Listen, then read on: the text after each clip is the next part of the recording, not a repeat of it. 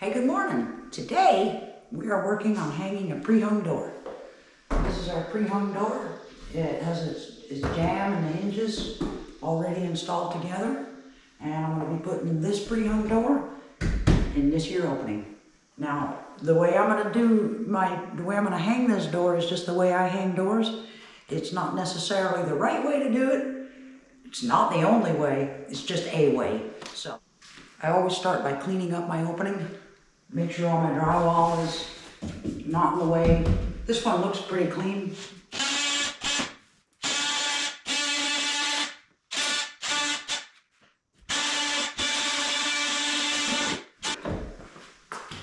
Then I like to see what my jambs are doing, frame jambs are doing, before I even begin messing with the door.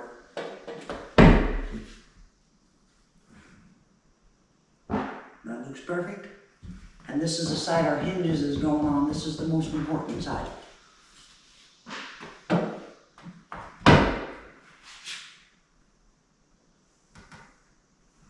This one's out a tiny bit, but nothing we can't deal with.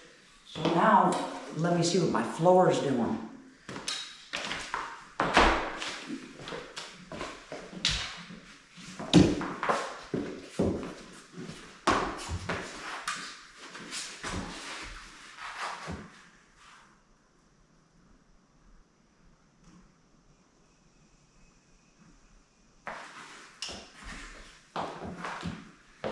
It's a tiny bit out, but I'm good on the hinge side. I'll probably have to cut about 1/8 of an inch off of my other side, but I'll do that after I've got it installed. Double check our measurements.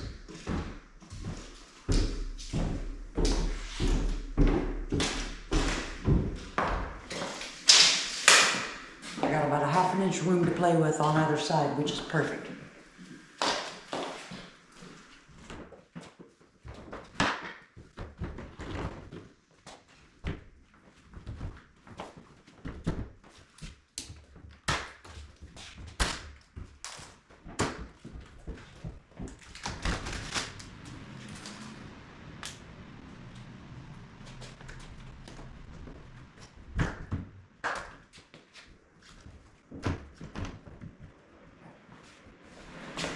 Now I like to shim behind every hinge.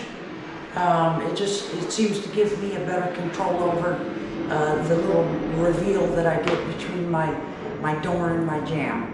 So I like to shim behind every hinge at least 1/8 of an inch.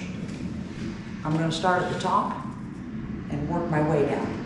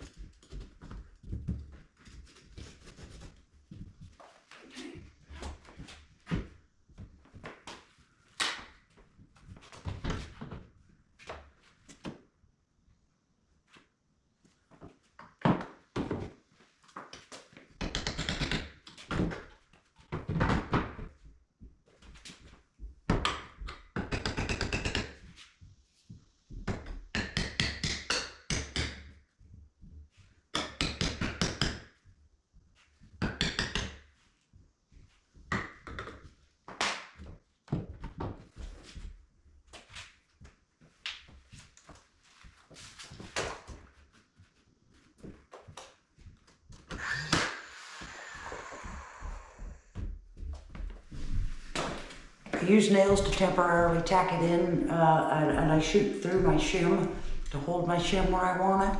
And the reason why I use nails to tack it in temporarily is if I put it in the wrong place, they're easier to get out. I could just beat it around a little bit, and so I'm not committed to anything just yet. So once I put the screws in the hinge, then I'm committed to exactly where the door is going to stand. So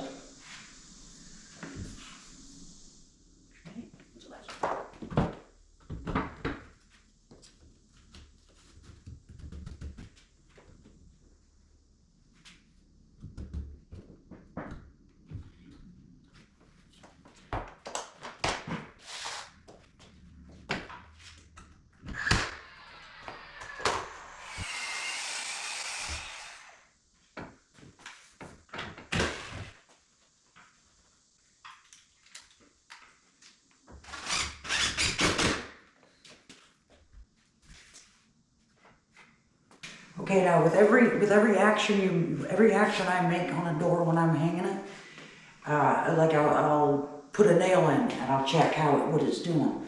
I'll put a screw in and then I'll close the door over again and check how it's doing.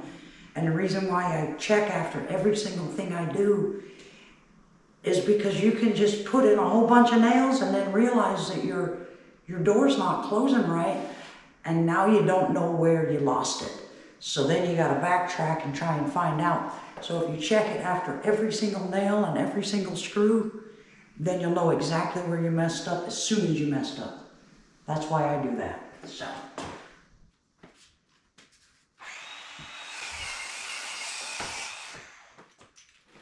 And I also remove one screw from the hinge. They're just regular 3/4 length screws. I remove them and I put in one 3-inch screw.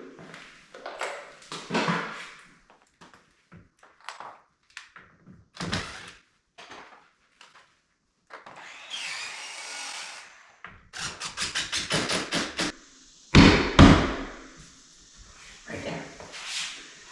Right there.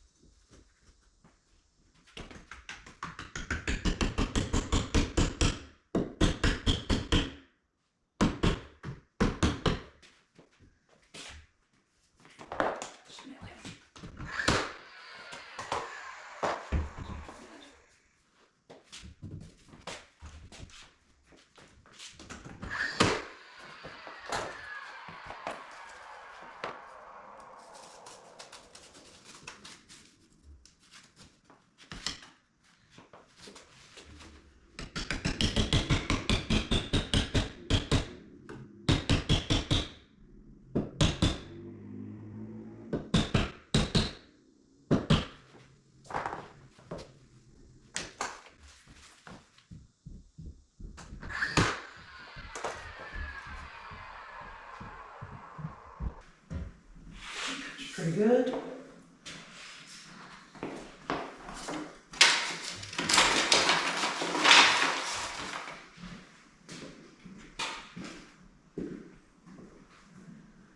One of the ways that you can check your door to make sure it's hung plumb is if it's open all the way and it stays.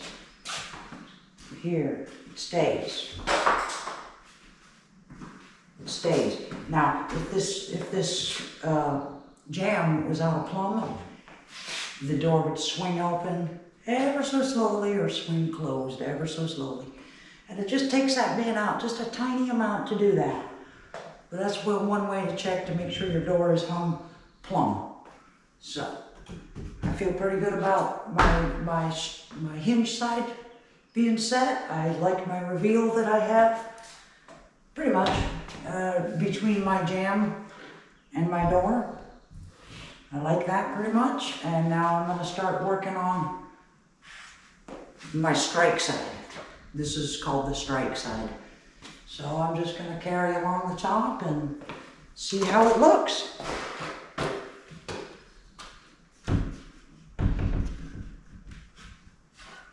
Now remember at the beginning, I felt like I needed to take about 1/8 of an inch off of this leg, this jamb leg. Well, I do. So, and I verified that because of the gap that I have up here, the reveal here. It's much tighter here than it is here. So I just need to drop this leg down just a tiny little amount to make this an even reveal or margin or gap, whatever you want to call it. So I'm going to go ahead and chop a little bit off my bottom.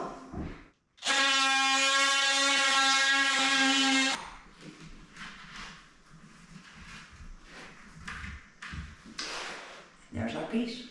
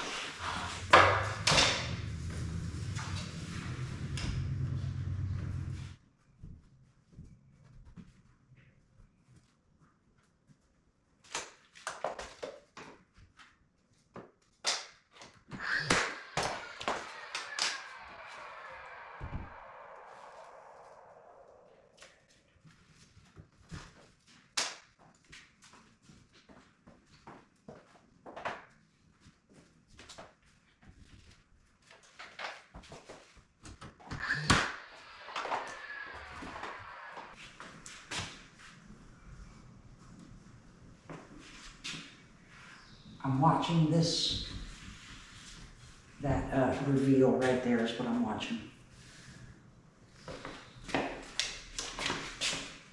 And as I push these in, it moves this board in and out just a little bit.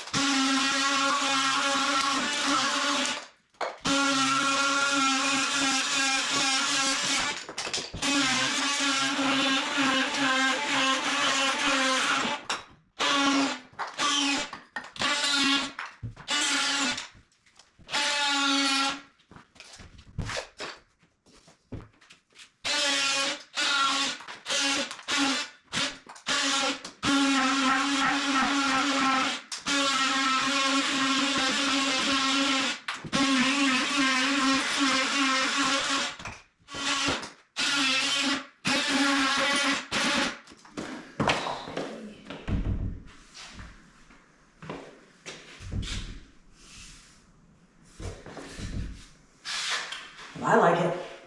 Yeah. So there you have it. That's our door hung. Now all we got to do is do the casing on it and finish out our baseboard, and we're good to go, man. So thanks for watching.